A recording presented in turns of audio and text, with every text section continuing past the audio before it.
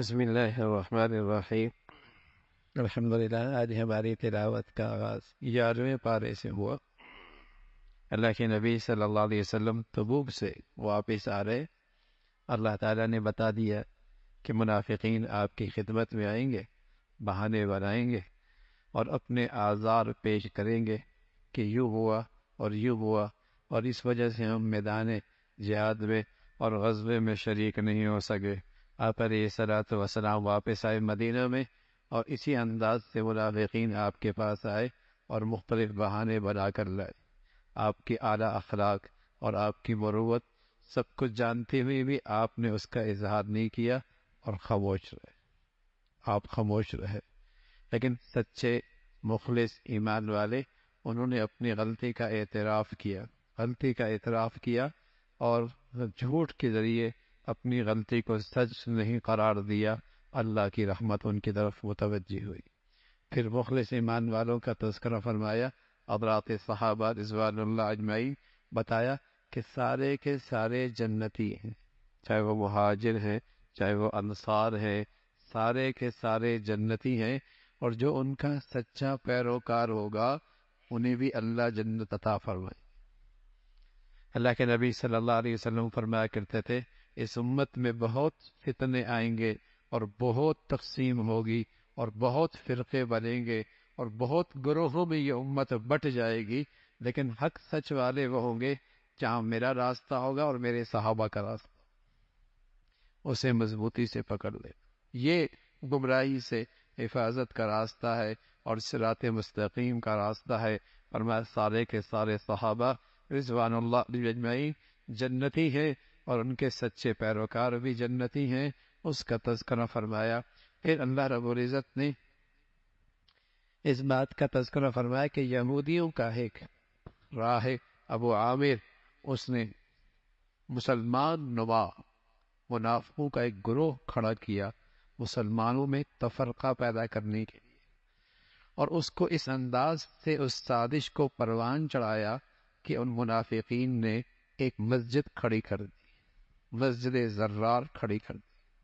ان میں پیش نظر یہ تھا مسلمانوں میں تفرقہ بن جائے، مسلمان تقسیم ہو جائیں اور مسلمان باہمی دستے گریبان ہو جائیں۔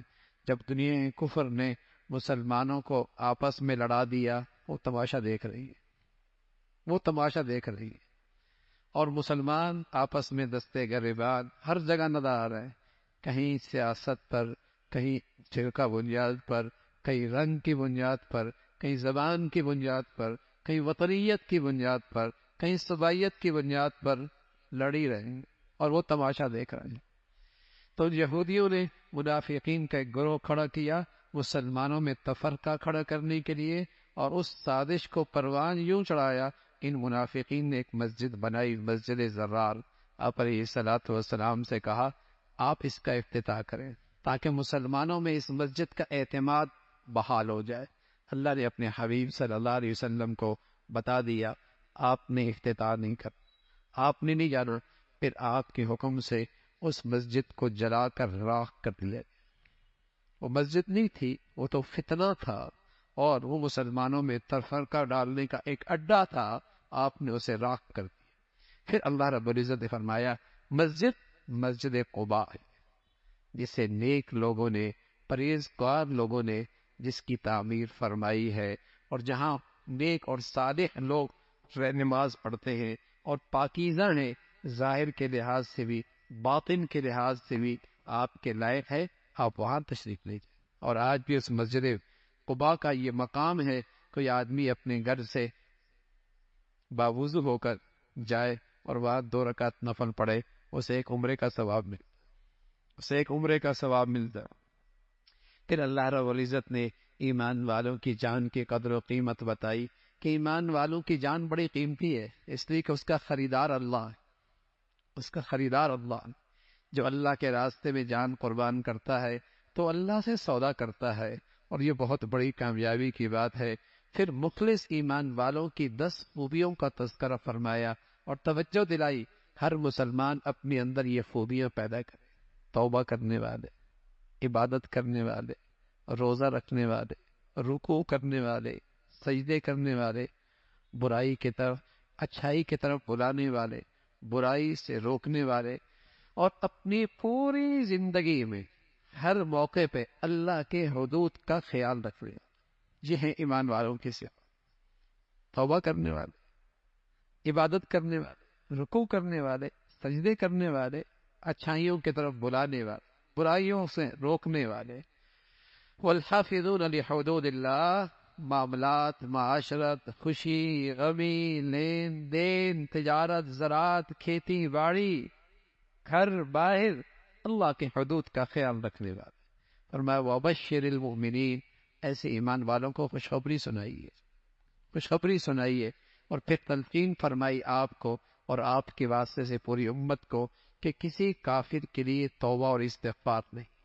ابراہیم علیہ السلام نے اپنے کافر باپ کے لیے دعا کی، ہدایت کی دعا کی، اور جب پتہ چلا وہ کفر پہ ہے، پھر آپ نے اس سے برات کا اعلان کر دیا۔ پھر غزوہ تبوک میں 3 مخلص جن کے اخلاص اور جن کے ایمان پر کسی کو شک نہیں تھا، وہ میدان جہاد میں نہیں جا سکے، لیکن جھوٹے بہانے نہیں بنائے، سچائی کے ساتھ اقرار کیا ہم سے کوتاہی ہو گئی، سستی ہو گئی، اس لیے ہم نہ جا سکے۔ ان میں کعب ابن مالک ہیں، اور ہلال ابن امیہ ہیں، اور مرارہ ابن ربیع ہیں۔ یہ 3 مخلص جن کے اخلاص اور جن کے ایمان پر کوئی شک نہیں، لیکن انہوں نے سچائی سے کام لیا۔ آئی آزمائش، ناراضگی دیکھی مدینہ میں، اللہ کے نبی نے بھی چہرہ پھیر لیا، صحابہ نے بھی نظریں ہٹا لی، اور مدینہ کی زمین ان کے لیے مشکل ہو گئی، لیکن چند دنوں کے بعد اللہ کی طرف سے ان کی توبہ قبول کرنے کا پیغام آ گیا، اور وہ اتنی خوشی کا دن تھا۔ حضور علیہ السلام نے فرمایا، کعب ابن مالک سے فرمایا، جب سے تیری ماں نے جنا ہے تیرے لیے اس سے بڑا اور اتنا خوشی کا دن کبھی نہیں آیا جتنا آج اللہ نے تجھے عطا فرمایا، عزت بخشی ہے۔ اور بنیاد کیا بنی؟ سچائی، سچائی، سچائی۔ پھر ایمان والوں کو تلقین فرمائی۔ ایمان تقوی کا راستہ یہ ہے، ایمان اور تقوی کا حفاظت کا راستہ یہ کہ سچوں کی صحبت اختیار کرو، نیک لوگوں کی صحبت اختیار کرو، جن کا عقیدہ سچا، جن کا کریکٹر اور کردار سچا، جن کی زبانیں سچی، جو قول و فعل میں سچے، ان کے ساتھ اٹھا بیٹھا کرو، ایمان محفوظ رہے گا، ایمان محفوظ رہے گا، تقوی محفوظ رہے گا۔ صحبت کا بڑا اثر ہوتا ہے۔ شریف گھرانوں کے بچے اور بچیاں غلط صحبت میں چلی جائیں، ماں باپ کے لیے شرمندگی کا باعث بنتی ہیں، اور برے ماحول کے لوگ اچھی صحبت میں آ جائیں، ولی بن جاتے ہیں، قابل رشک زندگی ہو جاتی ہے۔ صحبت زندگیوں پہ اثر ڈالتی ہے۔ بدی کی صحبت ہو، آدمی برائی کی طرف جاتا ہے، نیکی اور اہل تقوی کی صحبت ہو، آدمی نیکی اور متقی بن جاتا ہے۔ اس کا تذکرہ فرمایا، اللہ کے راستے میں کوئی قدم اٹھاتا ہے، کوئی مال خرچ کرتا ہے، اللہ رب العزت اس کی قیمت لگاتے ہیں، ضائع نہیں کرتے۔ جہاد کے فضائل، برکات، اہمیت اپنی جگہ، لیکن فرمایا کچھ لوگ ایسے بھی ہوں جو دین سیکھنے والے ہوں، جو دین سیکھنے والے ہوں، اور امت کے تمام شعبوں کے لیے افراد تیار کرنے والے ہوں، افراد تیار کرنے والے ہوں، تو اس کا تذکرہ فرمایا۔ اور پھر جب وہ دین سیکھے، پھر وہ ذمہ داری بجا لائے، اللہ کی حکموں کا پیغام اور اللہ کی حکموں کی دعوت، اور یہ ان کا زندگی کا پھر وہ مقصد بنے، اس کا تذکرہ فرمایا۔ پھر قتال، جہاد، اس کی ترغیب اور اس کے اصول بتائے، قریب والے، پھر اس کے بعد والے، پھر اس کے بعد والے، یہ اصول قتال اور جہاد کا بتایا، اور اللہ کے نبی صلی اللہ علیہ وسلم کی خاص شان کا ذکر فرمایا۔ آپ کا مختصر انداز میں تعارف فرمایا کہ اللہ کا رسول ہے، لیکن اپنی امت کے لیے بہت ہی نیکیوں کے اور بھلائی کے حریص ہیں، اور اپنی امت کے بڑے خیر خواہ ہیں، اور ان کے لیے بھلائی کے بہت حریص ہیں، اس کا تذکرہ فرمایا۔ فرمایا اہل ایمان کی شان یہ ہے، وہ ہمیشہ اللہ کی ذات پہ بھروسہ کرتے ہیں، اور جو اللہ پہ بھروسہ کرتا ہے اللہ انہیں کافی ہو جاتا ہے۔ پھر سورہ یونس ہے، اور سورہ یونس کے اندر قرآن کی عظمت، توحید کا تذکرہ، رسالت کی بات، آخرت کا بیان مختلف انداز میں ہے۔ سب سے پہلے اللہ کی قدرت ہے، سورج اور سارا یہ چاند کا نظام اللہ ہی نے بنایا ہے، رات دن کا یہ اختلاف اللہ کی قدرت کا شکار ہے۔ جو مرنے کے بعد کی زندگی کا یقین نہیں رکھتے ان کا انجام اچھا نہیں ہے۔ جنت والے جنت میں جب جائیں گے اللہ کا شکر بجا لائیں گے، اللہ کا شکر بجا لائیں گے کہ اللہ رب العزت نے انہیں یہ اتنی بڑی نعمت عطا فرما دی۔ کفار کہا کرتے تھے ہم غلط ہیں تو پھر اللہ کی پکڑ کیوں نہیں آتی؟ فرمایا اللہ کی پکڑ آئے گی، لیکن ہر ایک کے لیے ایک وقت مقرر ہے۔ قرآن سچی کتاب ہے۔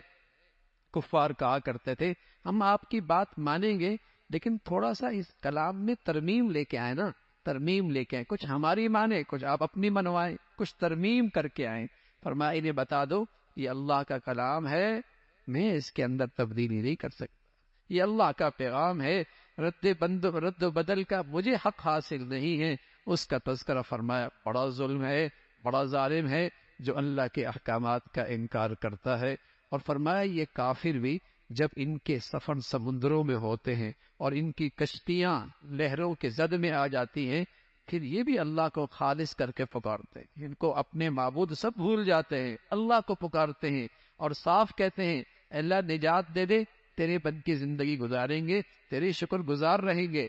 اللہ نجات دیتا ہے، پھر ایسا جیسے انہوں نے اللہ کو پکارا ہی نہیں۔ فرمایا اللہ تمہیں سلامتی کے گھر کی طرف بلاتا ہے، وہ جنت کا راستہ ہے، سلامتی کے گھر کی طرف بلاتا ہے، جو نیکی کرے گا اس کے لیے بہترین ٹھکانہ ہے۔ پھر فرمایا اللہ کی قدرت نہیں دیکھتے، رزق کون دیتا ہے، ہر قسم کی مخلوق کا رزاق کون ہے، زندوں سے مردہ، مردوں سے زندہ کون پیدا کرتا ہے، ایک اللہ ہی کی ذات ہے اور اسی کی تو قدرت ہے۔ اس کا تذکرہ فرمایا زمین و آسمان کا سارا نظام اللہ کی قدرت سے چلتا ہے، اس کا تذکرہ فرمایا یہ اللہ ہی ہے جس نے یہ ساری مخلوق پیدا فرمائی۔ پھر اللہ کے دوستوں کا تذکرہ ہے، اللہ کے خاص دوست، اس کی نشانی کیا ہے؟ ایمان لے کے آتے ہیں، ایمان کے ساتھ ساتھ تقوی اختیار کرتے ہیں، اور پھر ان پر کوئی خوف نہیں رہتا، غم نہیں رہتا۔